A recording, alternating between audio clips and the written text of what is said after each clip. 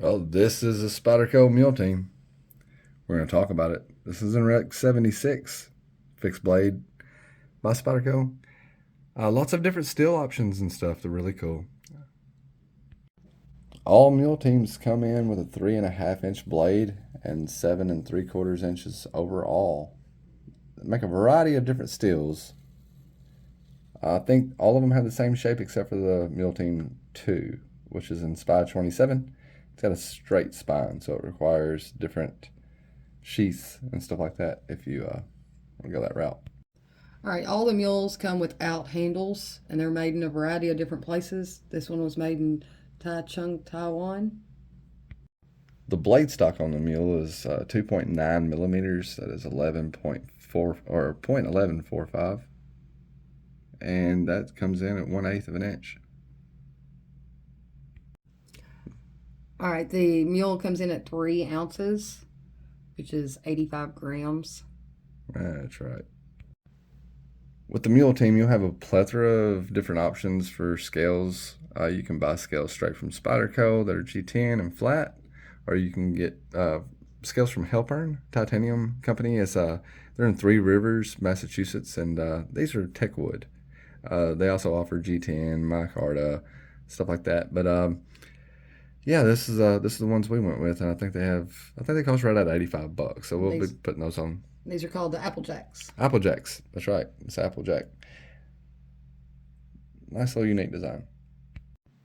There's a huge chance, there's a great chance that a lot of you already know what a Mule Team knife is, and so I apologize for, like, I guess, regurgitating information. But the Mule Team knife, they've got like 39 of them so far. They started the project back in 2017. Most of them have the same exact shape, except for the Mule Team 2, which we've mentioned already. It's Spy 27. It's got a straight spine instead of a curved spine. And anyway, the the cool thing about these knives is like you can do whatever you want to with them. Like so, you can get this knife and you can wrap it in paracord. If you want to do that, or you can make your own scales. Like like that's a big part of it. But the th- the the premises of the Mule team is to be able to put out stills before they go into production with Spyderco and get user feedback on the still and see what the customers think about the steel and the Mule Team knife before they start putting it into production runs like paramilitary twos and PM3s and other Spydercos, of course. But I think one of the most unique things about this knife is the fact that it's a fixed blade, and fixed blades are not typically um, like you usually have a longer blade on a fixed blade than you have a handle. That's not always the case, but most of the time it is. And they made this knife to carry and use like a folding knife, right? Right, the handle's longer. That's right. That's right. The handle's longer than the blade, and that would be the case in say a paramilitary 3 or PM3. What did I do with that other scale? Right there. Okay. There's the Mannix. I need to get back to my brother. He may appreciate that. Right. That Mannix is in Rex 45. That's a GP Knives exclusive. It's a paramilitary 2. So you got a very similar blade length there, with the Mannix and the PM2, and the handle pretty similar to that Mannix. Yeah. It's like not exactly the same shape, but it's pretty close. And of course, we got a couple bigger Spydercos here to line it up against with the Endura.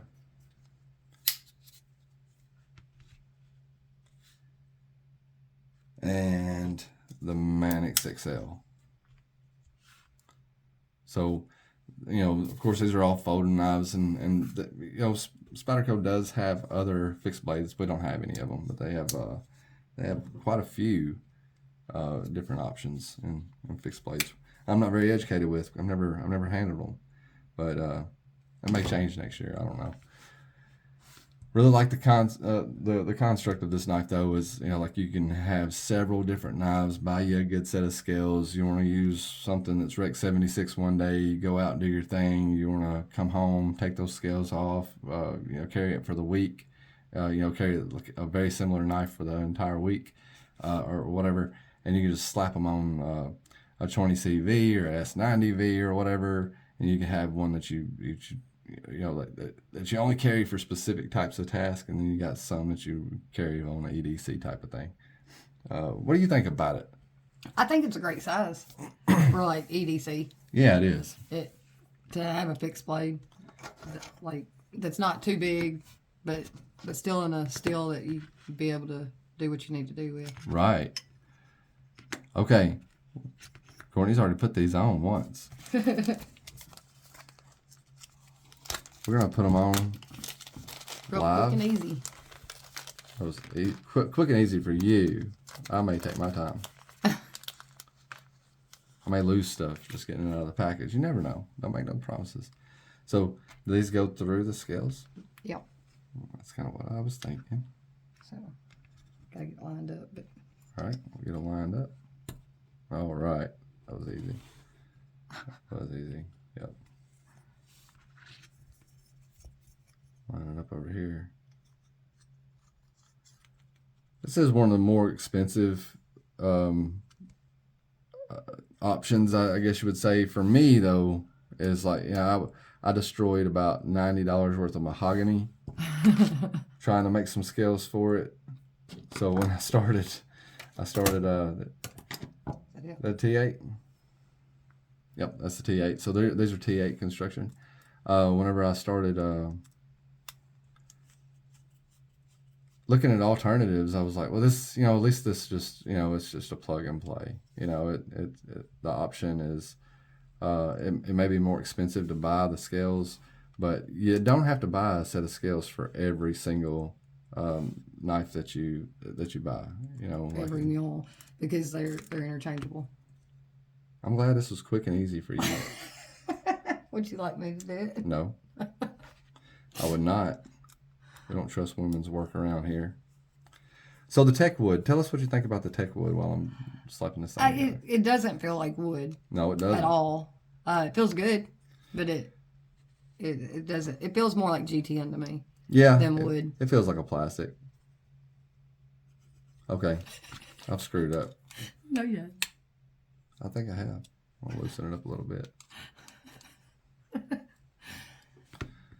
That's why you need a woman around. Follow me for other reasons why you may or may not need a woman around. Learn about them all here. Okay. See, I don't think it feels like wood at all either. My thing is. And I guess we need to explain to them why we're comparing it to wood. It's called tech wood. And it's supposed to be like layered laminate of wood. Yeah, that's been dipped in resins and epoxies and stuff like that. So it's the way it's described, it's almost like like a sounds, wood micarta. It sounds like a wood, like a micarta that's based like a wood-based micarta, but it feels like plastic. Yeah, and I'm assuming it's all the resin that puts that coating on it. Yeah, makes it feel more G10ish. But it really transforms the knife, man. Like when you get these on here, and I guess if you only plan on having one, I plan on having a few other ones. But if you only plan on having one of these knives, then the expense could be, pretty great, and it might be worth considering other options. I don't know. That'll depend on you. But this is I think we paid $125 for the Mule Team knife, and I did pay a premium for it because is not a current model and it wasn't available at Spyderco. Now, if it was, it would have been $105. So I went in it knowing that I was paying a premium for this model, but they didn't have any of the steels that I really wanted to try out first. in the model. So I went to eBay, and so I paid a premium, and that's one thing you're going to do is if you're looking for a mule that is not currently in production or not currently available at Spyderco, you will pay a premium. I want to say the K294 just come out, which is an equivalent to CPM 10V or something like that. It's comparable anyway. So it's a bowler steel. It's Mule Team 39, and it's available on Spyderco right now as we speak. I want to say it's like 125 on there. There are people selling them or asking, on eBay like $300. Wow. Yeah, and so like I always check Spyderco first, and we'll leave a link in the description. But I do feel like It feels great with the handles on. I really do approve of the way that it transforms the knife. It turns the knife into something that you can use. But if you want to look at the overall, some people are just going to think you're crazy because if you spend $125 for the knife, it don't come with any scales. It don't come with a sheath either. We still got to figure out our sheath situation. So Spyderco does offer a sheath for $28 or $30, somewhere around that area. It's leather, so you can just. They also have Bolteron, which is like a fancy Kydex that you can get, but the one for the contoured scales is never, and the only one that's ever available that I see is the one for the Spy 27 with the straight spine. But my thinking is I don't have $200 invested in this knife. Right. We've got a set of scales that we can use on any other mule team that we pick up in the future. And we'll probably pick up another. I like the pink and black ones. Yeah. See that so we'll pick up Courtney a set as well. The kid, like the son, may enjoy it as well. So he may nice, get a smaller fixed blade for him too. Right. And I really just like the idea that you can run through these stills and check them out. See how they do on the same task. Speaking of the steel, that's like a really big part of it. So this will be a long part of the video. If you already know about Rec 76 and you want to fast forward. I want to take my time with it here though. But you just stop the fast forward when the paper disappears if you just want to hear us talk. But I will skip this first paragraph if you want to pause that's fine. And then the second one says this is Spyderco's 33rd Mule Team installment, and it features the Crucible Industry CPM Rec 76, a super high-speed particle metallurgy tool steel, heat treatable to a maximum hardness of 68 to 70 HRC, created for a special purpose, cutting tools requiring high abrasion resistance, high red hardness. This means, all right, so Rec 76, you can get it up to red hot, and it will not warp. I think that's really cool. It's got a good toughness. Its advanced alloy composition features high carbon, vanadium, molybdenum, Molly B, tungsten, and cobalt contents. Enhanced by the CPM process, this advanced mix of elements provides an excellent wear resistance, fine grain size, and a uniform distribution of carbides throughout the steel.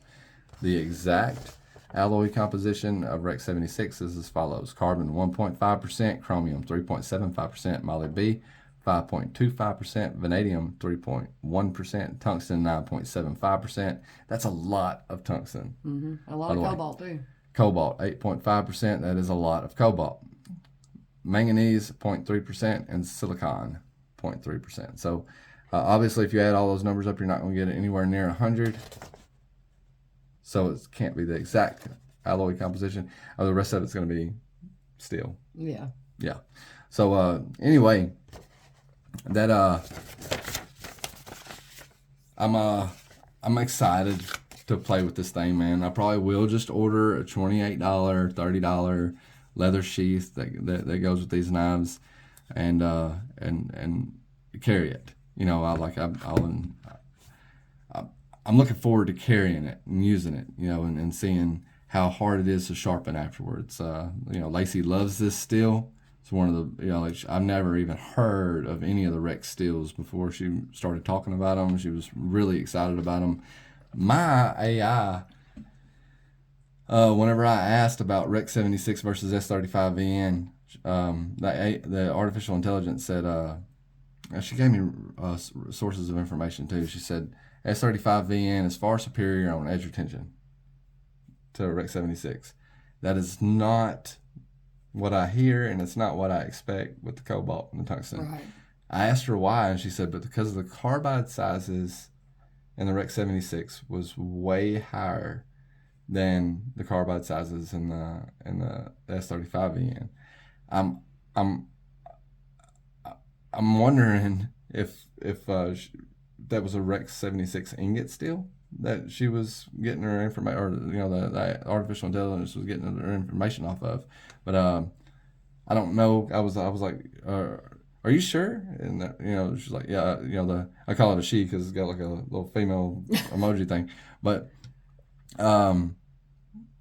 what was being said about it was like, it's a steel from the 1940s, and a lot of been around a long time. But I don't think powder metallurgy was around in the 40s. So it's been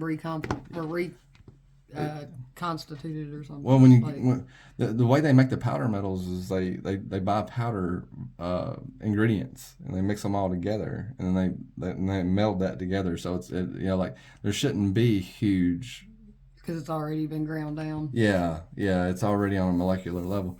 But anyway, just about this knife, I'm excited, man. I know there's not a lot to talk about because it's just a fixed blade. It's just regular. Like there's not there might not be a lot to get excited about on the forefront, but I think it's extremely interesting that you have the option to be able to pick up a 14C28 AEBL. And everything be the exact same but that steel. So you can actually do legitimate testing on how that steel performs. That blade geometry is going to be exactly the same on all of them.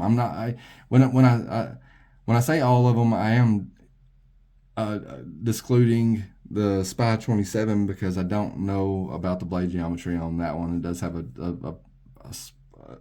a little bit different of a blade, since the spine is flat. So I don't know. I'm not sure exactly how the blade geometry will work out, but yeah, it'll be really close anyway, man. And with the rest of them, with the other 38, it'll be exact. Like, so you'll have like just all these different steels. There's a ton of them, and Spyderco has a ton of those, or at least a few available on their website as of right now. So like you can go over there and you can pick up a Spy 27 for $60. You can pick up, I want to say, a 14C28 for $70, something like that. No, go ahead. I was just gonna say, like, from a actual, like, think of a scientific experiment, you only want one variable at a time. That's right. And so, like, this actually provides, like, all right, this still is what's making the difference in what task I am using this for. We also got to keep in mind, though, that that's just one variable. It takes away one variable. Like it offers the same cutting geometry, but we don't know. Some steels, for instance, like if this was like say we had two of them here, and one of them was a 14C28 and one of them was a Rec 76, and both of them were heat treated to 60, then the 14C28 may outperform the Rec 76.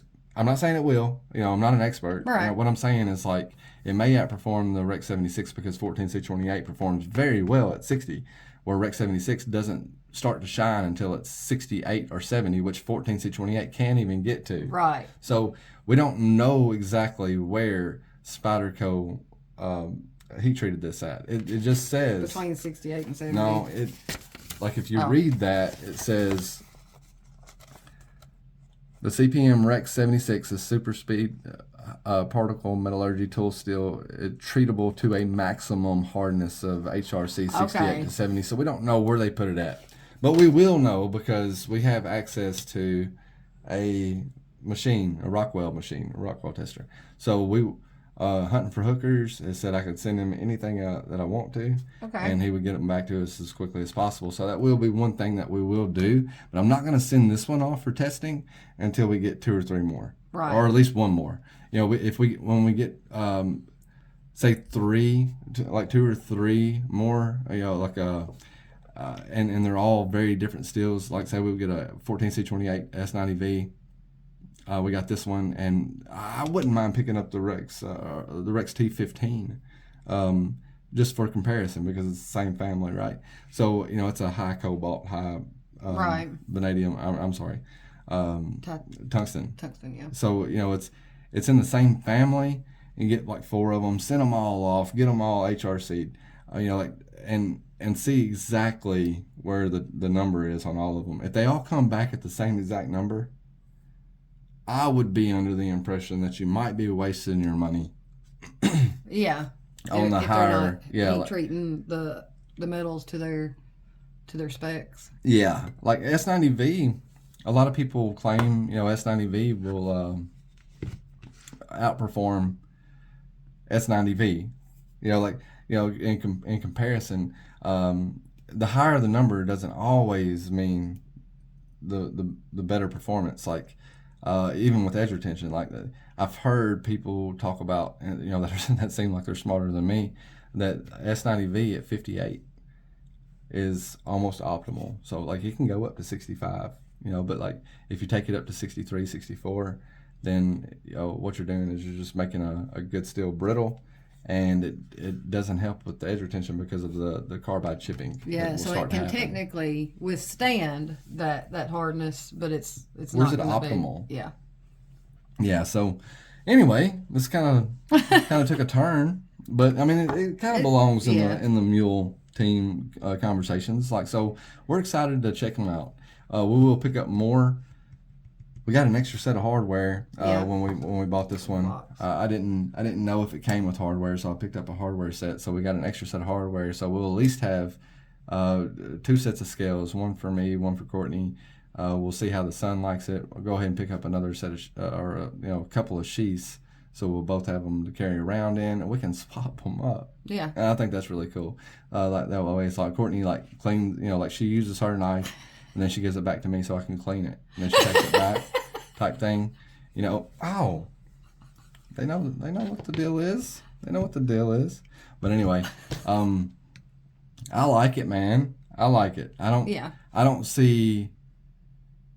I see a lot of value in this entire system, and it's not new, man. It started off in 2017, but they paused it. They were losing money on it, and they brought it back. And you start seeing like Cedric and Ada do all these extreme tests. Like just about any one of them that's come out, you can find. Pete doing a test on Cedric and Ada's YouTube channel. They are great samples for testing. Yeah, but I want to see how good they are just in regular use too, because the blade geometry is very similar to like a PMT, and we all love our PMTs and the Maddox. Spyderco geometry, period. It's just a high flat grind. It's a full flat grind. That's what it is. So I'm extremely excited to see how it goes in just EDC world. And I'm not always the biggest fan of Spyderco. Typically, yeah. So the fixed blade here may actually, allow me a change of heart. Right. And I'm gonna grab some paper just so we can cut some stuff up. Okay. So it's kind of unnecessarily taking this long to get to this part of the video. I may even try to splice this and put it in the beginning of the video so you can see it there too. But right out of the box without it cutting anything.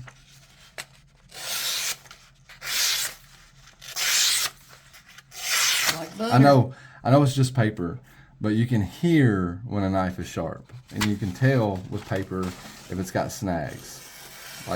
Cut it slow and see if it wants to give you any problems at any point. This knife is apex properly, so that's great. But is that edge burnt?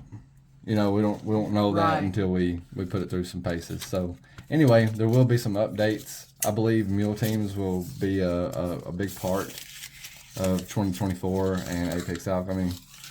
Let me know what you think about that in the comments below. It's not a new thing, but it's new to me. I'm just now getting into it, so I would like to dip my toes in the Mule team world, and that might be a year is only so long, right? And you got so many knives that you have so many different blades steals to choose from that Come out each year. yeah, and then the ones that's already out too. So like maybe a big part of the channel in 2024. But just let me know what you think about that, because if you don't want to see this kind of stuff, I absolutely can like do it behind the curtains. Right. All right, you guys have a good one, man. You got anything? No, I'm good. All right, it's kind of an unorganized video. That's what we do best. Absolutely. All right, you guys have a great one. We'll catch you on the flip side.